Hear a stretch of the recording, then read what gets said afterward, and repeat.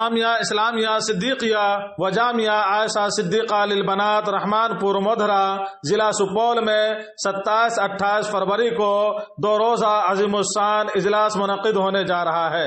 دیکھیے کیا کچھ کہتے ہیں ناظم صاحب۔ حضرت مولانا شیخ الحدیث رضوان الدین صاحب اشاعت العلوم عقل کنواں اور حضرت مفتی تبارک حسین صاحب شیخ الحدیث آسام تشریف لا رہے ہیں۔ کتنی بچیاں تکمیل مومنہ کورس کی ہے؟ 22 بچیاں مومنہ کورس کر چکی ہیں۔ اور کتنے بچے کو حفظ قرآن مکمل کرنے کی سند دی جائے گی؟ 12 بچے ہیں جو حفظ قرآن مکمل کر چکے ہیں، اس کی دستار بندی بھی ہونی ہے۔